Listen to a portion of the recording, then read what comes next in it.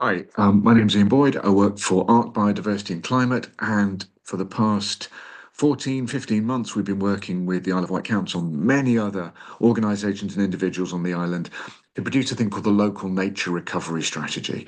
And if you've seen the first video that explains really what this is all about, you'd already know. But in brief, it's a spatial plan for wildlife. It's a new legal statutory document. All the counties in England have to produce one. It's a result of the Environment Act. Um, and it sets out each of the areas where we know they're already good for wildlife, where we think they could be good for wildlife, and how we move across so that we spread what we might call the conservation estate, the value for biodiversity and wildlife, and the places where we live and work, and integrate that into how life works here. So, greater outcomes for wildlife alongside better outcomes for all of us, and the two interlinked in as many ways as we possibly can. And that's kind of the objective of the local nature recovery strategy. Um, Now, I'm going to just fairly quickly go through some of the key documents that you've got access to on this website, and which you have a chance now to comment on, to give your thoughts and opinions, to give the benefit of your own experience about what you consider to be the most important things for wildlife. Now, the LNRS can be improved, can be developed. This current iteration runs for maybe 3 to 5 years. Not quite sure when the next review will be, but certainly probably within 5 years. So all of the ideas here are about delivery in that time frame, and then we'll produce the next version with all of the things that we'll all have learned along the way about delivery and about focusing on the right things ready for the next plan. So it's a really significant move for wildlife, for the natural environment, and for the Isle of Wight in so many other ways too, in making just a better environment for all of us. So we're going to quickly look through document one, which you can access on the website, have a close look at, make some comments on. And this is called the description of the strategy area. There's quite particular terminology that goes with a legal document, but basically this describes, as it says, the Isle of Wight in terms of its geography, its human geography, its physical geography, in terms of its landscape and its ecology. What is it actually like? How does it really work? And how can we kind of understand it in the right way to be able to then make decisions about how we're going to look after wildlife, and how we're going to prioritise really the right things to do in the right places, which is the mapped component of the LNRS. So it's going to be slightly dizzying because I'm going to be scrolling through. It's not a huge document, it's 40 odd pages. I shan't take you through the index, obviously, but I wanted to just stop at the vision bit just to give you a sense of what we're trying to achieve. This is a shared endeavour. This is something that everyone has a chance to participate in. So the LNRS is a statutory document, but it's entirely a voluntary endeavour. So the extent to which any of us wants to get engaged with this and work with it is kind of up to us. It will certainly influence the way funding comes to the island, the way opportunities maybe unfold on the island, but no one's going to be forced to do anything if they don't want to. But obviously, we all hope that we can collaborate on this and work towards a better outcome for the natural world. So the vision, I'm just going to read it out, you can see in front of you there, is that we want to create a living, working island environment where the life chances of our communities of wildlife and people alike are enriched by the variety, abundance, and quality of the ecosystems we share. And we do share them. So the way the natural world functions is incredibly important to our own quality of life. We can't just escape from the natural world, we're part of it. And a healthier ecology is just a healthier environment for all of us. And the second part of this, the island is a unique ecological space where we have the opportunity to forge a richly connected assemblage of healthy habitats in every parish, on every farm, in every town and village to recover and sustain our natural and human worlds. So that's a big objective, but I think it's the right one, is trying to achieve a better place for all of us. Now, this document then, and I'm going to whiz through some of this introductory stuff. It just kind of helps to explain what LNRSs are, how they work. So do explore this and get a sense of what the purpose of them are. There are lots of references. So if you're interested in following up any of this, excuse me, then there's lots of opportunity. So everything is evidence-based throughout, and you can pursue all of that to your heart's content, of course.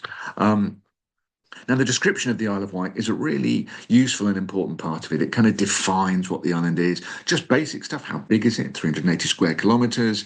It has about 13 square kilometres of intertidal. That's down to low water. There's an extra bit around it. Um, context geographically.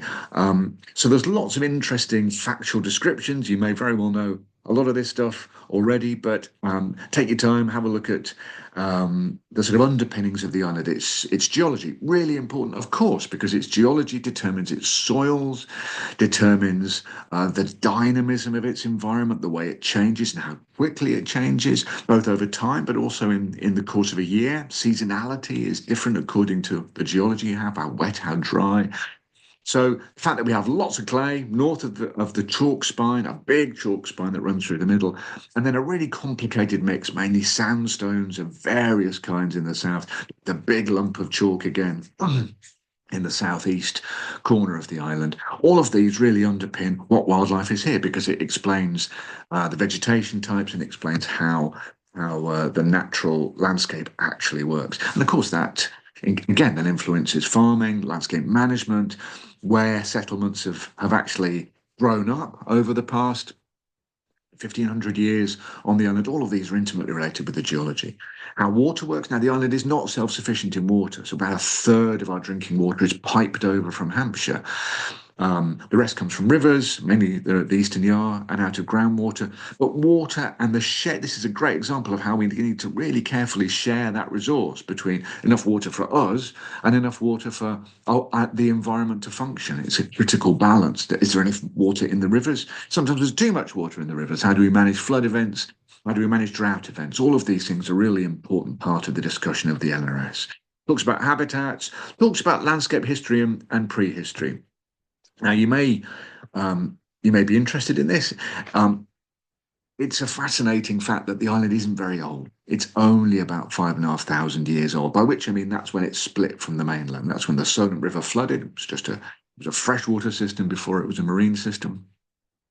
And so, in lots of ways, it's quite a new bit of landscape, and it's still adjusting to that in terms of its actual physical geography, the way the rivers are working. It's still kind of figuring out what that really means. But in terms of its biology as well, that split meant that some quite significant things happened as a consequence of that. And we'll talk about that in just a moment. But this takes you through that long history before the separation from the mainland.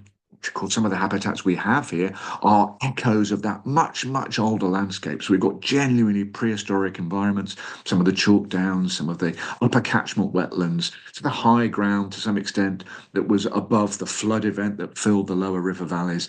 Really, really ancient. And some of our rarest and most fragile bits and pieces of habitat and the species that depend on them are those kinds of very old environment that would have had megafauna in between the Ice Age events, opening up spaces within the sort of primeval forest. So we've got echoes of all of that still here. We can still find some of these features. It's absolutely amazing, including really deep peat beds. One of the most important things about the island is it has a very unusual resource of deep peat, very shallow peats in much of the rest of the south of England, but here we've got really deep peat. Talks about human occupation, the story of human occupation, both before the flooding of the land bridge and then after. But that's important to understand how we've grown up alongside this changed environment of the island after that split, where settlements have actually happened, why they've happened there. So we just kind of get an understanding, a perspective on this. A little bit about socioeconomics, how the island economy works, how the land-based industries, forestry, farming, and certainly fisheries as well, how they're integrated into the way the island functions, the history of that. Where we're going next, perhaps, with more nature-based economics, which is emerging all over the world as a matter of necessity, of course, in a world that's facing very significant climatic changes and stresses. But there are new opportunities opening up. So the LNRS has got something to say about economics as well, and you can explore that. Lots about environmental policy. We talked in the introductory video about 20% of the island is covered by environmental protections, these designated spaces of one sort or another, and that the LNRS's job is to look at the spaces in between, how to glue these things together, how to make them work better for wildlife, how to create a greater resource for species and greater opportunities for us as well in the way that we engage with the natural environment. So lots and lots of stuff about designations. Have a look at that. The UNESCO Biosphere Reserve is the all-encompassing one. So that's 930 or so square kilometres, the whole of the island, all of its intertidal, all of that marine area around it. So it's a genuinely regional designation, and it's a global designation. Great accolade for the island, and something that we can be very proud of and try and make the most of. And then we move into habitat categories. Neat little table here that gives you an idea of how much we've got of each of these kind of pristine habitats, of what are called priority habitats, the bits of habitat that are still in pretty good nick.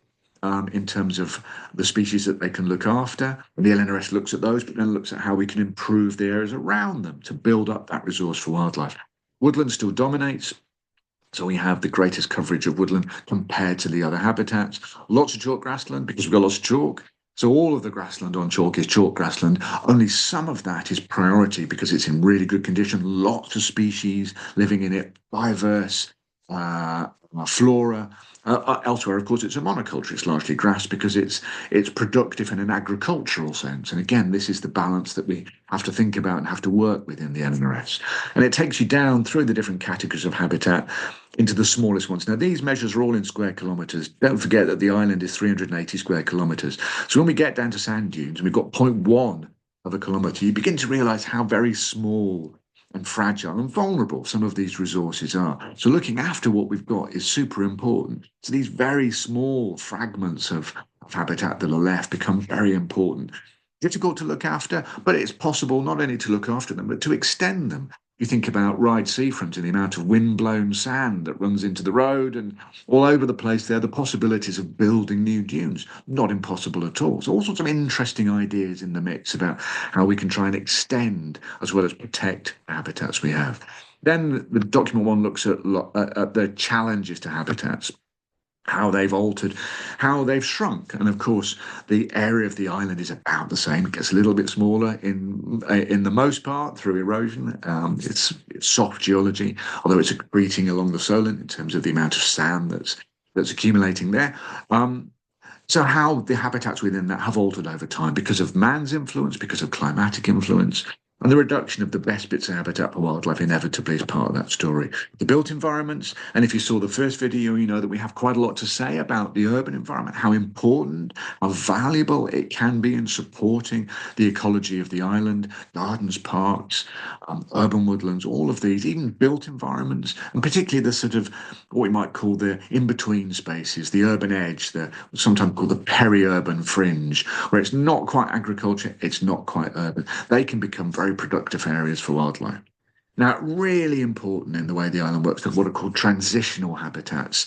That's where one type of habitat is beginning to become another one. Imagine a hedgerow that's becoming field, an open grass field. That space in between, if you leave the hedgerow, if you reduce the maintenance and management a little bit, it will begin to spread with this nice curve out into the field, into the grassland. So you have short grass, taller grass, scrub and thicket and bramble, and then into the hedgerow itself. And that's a transition. And they, on the island, are really super important because all the habitats we have are really tiny, lots of edge. You can imagine lots of perimeter, not much in the centre. And the edges, which are where the transitions happen, big part of the way the island works. So have a read of that. It becomes very important in the way the LNRS sort of unwraps the projects that we're going to be looking at in the future. Hedgerows, really important part of this. We said in the first video, high density of hedgerows on the island, and they become super important as kind of a toolkit to make other habitats because you can allow a hedge to get bigger, to get taller. You can allow the corners to fill in.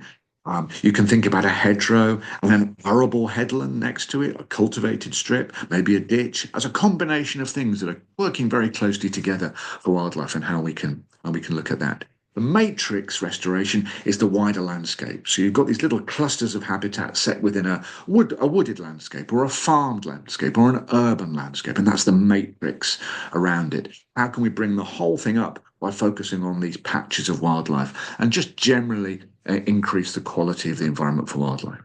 So we then move into species, and we'll talk about species in more detail in the next video. So there's plenty to explore here. There's just a summary of some of the key species, all in bold, so you can pick them out as you go. But an important part of the island is the things that it doesn't have. So some of the species that are very common on the mainland, once the land bridge severed 5,500 years ago, populations of some of these things just couldn't sustain. So they may have been here for a while, but then they became locally extinct, particularly medium-sized and larger mammals. So we have no wild deer on the island. We didn't really have any foxes or badgers. Probably their populations would have been very small and periodically extinct, and they were imported. It explains all this in the text. And some birds that don't fly very far, sedentary birds like lesser-spotted woodpeckers, nuthatches, tawny owls, are either completely absent or very, very rare on the island, but very common, very frequent on the near mainland. So the island lacks some things, and of course also has some specialities. And because of these peculiarities, some things thrive on the island that absolutely don't on the mainland. So water voles do really well here. We don't have any mink. Um, Dormice, hazel dormice, do spectacularly well on the island in ways that they absolutely don't on the mainland. And that's because we have no deer. And so the quality of our woodlands, that thicket quality of woodland, is very rich here. And also because dormice have adapted to this enclosed environment and are exploiting urban environments in ways that they don't so much, certainly on the mainland. So some things are missing, some things are here in ways they aren't on the mainland. Some things are here that are found nowhere else at all, such as very rare moth called reddish buff, and you can see that mentioned down there. Wood calamint, found nowhere else in the UK, and an absolutely amazing, but very, very tiny little fungus that was found in Shanklin Chine not so very long ago, found nowhere else in the world. It was described on the Isle of Wight, so it's amazing. And the story of early gentian, a plant found nowhere else in the world except England and only on the chalk in England. It's called an endemic, and the Isle of Wight has some of the biggest populations in England and therefore in the world. So we have regional, national and international responsibilities for many of these species. And you can explore all of this. A little bit about introductions and reintroductions. We've got white-tailed seagulls here. Huge success, an amazingly successful project thanks to the Roy Dennis Wildlife Foundation and Forestry England.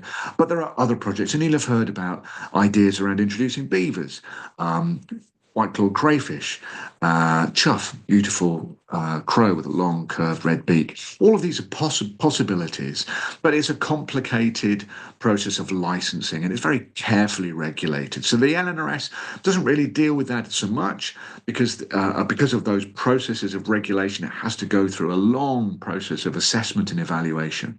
But those species introduction projects, should they happen, would have to fit in to the way that the landscape is considered through the LNRS and be entirely appropriate and supportive of the kind of landscape management trajectory we're thinking about and the quality of the environment that we have, so that it's entirely appropriate and it fits. So we mention that, but it doesn't then feature in any detail because, of course, it's undetermined at this stage. So talks about species, talks about stresses. Climate change, of course, will change the nature of the island. It already is. Increased storm events. We can see significant increase in flooding events, for example. Going with that, there'll be drought events. Change seasonality means change of cropping patterns. So farmers and landowners have seen very, very significant changes in the way that crop management has to be considered, in yields, and that has a knock-on effect in the way that the farm economy works. Heat events for us, for humans, the inconvenience of not being able to get from A to B because of a flood event. All of this stuff is in the mix in terms of climate change, and it has very significant effects on wildlife as well. So we talk a little bit about that. Eutrophication is too much nutrient in the environment, mainly nitrates, but also phosphates. And that's from agriculture, because of course you have to put inputs into the ground to increase yields to get the crop that you need. So it's kind of part of the farm system, but also from, as we know, from storm discharges from sewers, but also from other kind of urban sources, topsoiling, kind of urban landscaping projects where that very rich material might run off into watercourses, into other soils. And some of it is windblown as well, particular fertilizers producing dust that escapes into the air. Um, Too much nutrient changes the environment very significantly, simplifies ecosystems, and reduces the number of species that are in these areas. So, managing nutrients in the environment is really important. There's a lot in this section that you can explore and try and understand that. Plastics, microplastics, we talk about the Medina estuary, and you'll see on the map part of the LNRS, the Medina estuary is a super high priority. Artificial light at night. They're wonderfully called Allen artificial light at night, has consequences for wildlife. It changes their behaviour. So where we put light, how we manage it so that people are safe, we're safe at night, we feel safe and we are safe. But it's distributed in a way that does as little damage to wildlife as possible is an important part. Noise effects, the impact of development. Now, development on the island, although it may not seem this way, if you're living in the middle of a new development, is quite small. Certainly compared to the mainland, that what we might call the quantum, the scale of development is quite small. The island is 80% rural. That isn't going to change very much over the foreseeable future, even with the areas that are allocated for new development, for new housing of whatever scale may come through the island plan process. But they all bring effects. They bring domesticating effects in terms of litter, in terms of waste, the effects of pets. We all love our cats and dogs. There's a lot of them on the island, and they can have significant detrimental effects on local wildlife. So we need to think carefully about all of these things in the context of the LNRS. Recreational pressure, it's a tourism island. What does that mean in terms of natural spaces and the impact of footfall and people? We want people to enjoy the environment, to love the environment, and to feel a respect for the environment. It's a key part of the island's economics and the idea of a high nature value economy. Of course, tourism is a key part of that. How do we strike the right balance? That's again discussed in the context of this. The role of agriculture. So, agricultural effects on the landscape are very profound and have had very significant effects on wildlife. But that's changing economically, it's changing culturally in the way that farm systems work and the distribution of farms, who owns them, who manages them. And it's a very difficult life. It's a very difficult industry under very changing sets of circumstances and demands. Food security, nutrition, all of these things are incredibly important to a healthy place and a healthy life for all of us. So, how can we think about farm systems, productivity, uh, farming as a cultural underpinning, a foundation of island life, as part of our economics, and as the primary way the landscape is managed? It's absolutely crucial. And working with farming organisations, landowning organisations over the past year has been absolutely critical and will remain absolutely essential to the successful delivery of local nature recovery on the Isle of Wight. So there's quite a lot of information about farming, other forms of commercial exploitation of the landscape, commercial management of the landscape, whether that's forestry, whether that's minerals extraction. All of these things are considered in the LNRS so that we kind of get a sense of what the pressures are, how they're going to build or change over time, and how we respond to that. And then document one moves into opportunities. And this is really something to have a look at. Where are we going? What can we achieve within the UNESCO World Biosphere Reserve? Talks a little bit about that, gives you the 9 principles, which you can explore further. Have a look at the references. Definitions of nature recovery. How do we know that we're doing okay? Well, what are the measures of success in this? Are explored in this section, the timetable. And then document one looks at individual habitats or groups of habitats. So catchments, that's river catchments, if you like that. We might call them watersheds, the line around a system within which all the drainage goes to one place, into a central river. So we don't have many sort of catchments really. It's about 7 main catchments, water body catchments on the island. What are the opportunities within those areas to manage mainly wetlands? All sorts of interesting species to explore here, particularly what are called the anadromous fish species. They're the ones that go from saltwater to freshwater as part of their annual life cycle. You can see them listed there. European eel, sea trout, river lamprey, and sea lamprey. What can we do to make sure that our estuaries are well connected to our freshwater systems? There aren't too many blockages or obstructions. All sorts of issues around water quality, around habitat quality. Similarly, estuaries, harbours, transitional waters, that's that intertidal space we talked about, that 13 square kilometres that wraps around the island. Lots of information about key species, about species we want to try and bring back that have perhaps become locally extinct over the last decade or two, including nesting terns, which are beginning to come back elsewhere in the Solent. And the relationship between the island and the Solent is, of course, really, really important. Lowland grasslands and heaths, which cover chalk grasslands, acid grasslands, grasslands and heaths that are on gravel or on clay. Very complicated arrangement of habitats, and they're all clustered together. The island's made of these little small bits all glued together. And this is unpicked in the document, so you can kind of get a sense of what we're talking about. Trees and woodlands, but not just woodlands of every scale, from little tiny urban woodlands to tree groups, urban street avenues, through to individual trees, because ancient and veteran trees are particular habitat designation in their own right. So in law, they're called irreplaceable habitats. So the very old trees can support extraordinary amounts of wildlife within them. And so looking after those is very important too. Problem is, and you'll read this in the LNRS, we don't really know how many of these we've got or where they all are. There's a job to be done in actually finding them and documenting them. And that's something that the LNRS can look at and help with. Urban environments, what is called green and grey infrastructure. That's the built environment and the landscaped green space that's very familiar to us. Playing fields and greens, parks and gardens, roadside verges. The buildings themselves. Now, this is really important to remember that some species depend on human habitation. Birds like swifts really only now nest in people's houses. Now, we can put nest boxes up, which is a great thing to do. But if we don't, if we build super efficient houses, which we should do for energy and for water, and so they're perfectly sealed, there's nowhere for these species to gain access and they cannot nest. And eventually that means they cannot breed and they'll go extinct. So some species, there's a whole group of them explored in the LNRS, depend on human houses. So how are we going to think about that? How are we going to make sure we provide for them in the way that we develop the island, in the way we provide homes for people to live in and for wildlife to share? It's a key aspect of the LNRS. So it talks a little bit about that. Maritime, soft cliffs and chines, so the island's edges, these soft, sandy and muddy cliffs, and also the chalk cliffs, which are harder, but still, it's still not a hard rock. So they are very dynamic systems, constantly replacing a set of complicated microhabitats and niches. And what are called natural processes of erosion are very important to that and pretty much unstoppable, of course. So how do we leave some spaces for those to continue?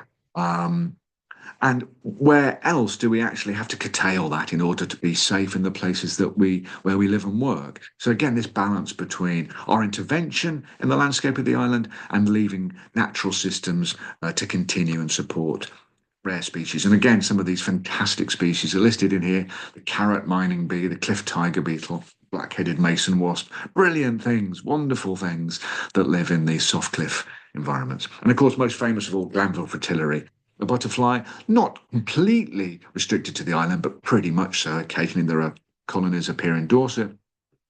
This is a climatic effect. It's right at the northern part of its range here in the south of the UK in the Isle of Wight. So as climate changes, it's likely to move further north. And we're already beginning to see that Glanville fritillaries are appearing inland on the Isle of Wight. Well, that's a climate effect. But we can prepare the ground for them. We can make habitats that they recognise and are suitable for them, knowing that that is one of the effects that's coming. So again, the LNRS is about predicting these changes.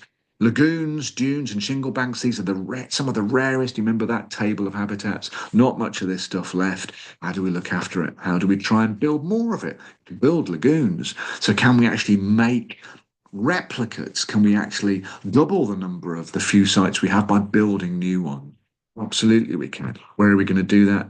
And how are we going to do that? Beaches, seafronts and seashores, including the resort beaches, where I'm speaking to you from here in Sandown Bay, obviously incredibly important part of the tourism economy, fantastically popular beach, 5 miles of sand with soft cliffs at either end, but an entirely defended stretch in the middle, still has plenty of wildlife as part of that.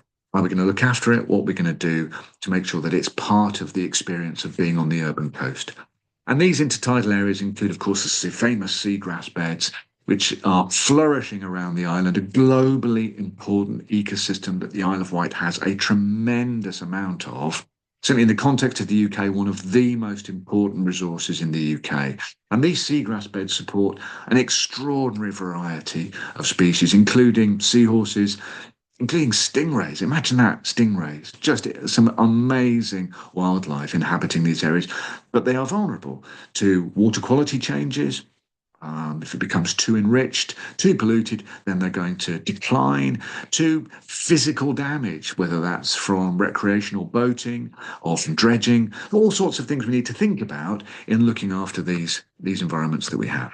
Talks a little bit about marine. The local nature recovery strategy is terrestrial and intertidal, not yet marine, but nonetheless, we're beginning to think about how it can influence our thinking on the conservation of the wider marine environment. And then there are some overarching measures, a set called the Lawton Principles. And I shan't go through that now and prolong this video any longer. But the Lawton Review was a really important reassessment of how we look after the countryside in the UK, in particular in England, and the way that we can extend the bits that are already quite good, how we can make them bigger, how we can join them together, how we can create new ones. So these principles are built into the Isle of Wight local nature recovery strategy, and you'll see a whole section on applying those principles to the island and how we can make that work for wildlife.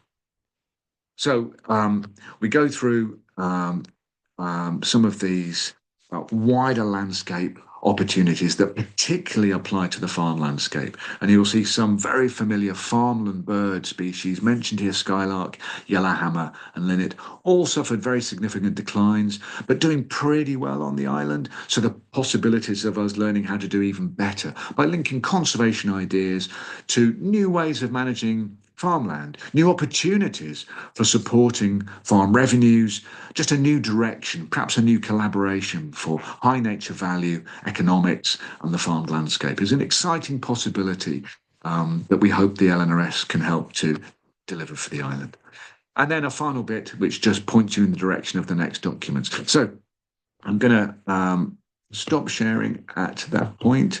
So rather an extended preview of document one, but I think it's important to try and understand the amount of information in there and to encourage you to really explore that and give us your thoughts, give us your opinions on what you think about that. Is it pointing in a direction that makes sense? Is it understandable information, and is it helpful? And how do you feel that you can engage in the LNRS process? Give us your feedback, give us your thoughts on this so that we can work together for a better natural environment and a better place for all of us here on the Isle of Wight. So thank you very much for your help. I'll stop there.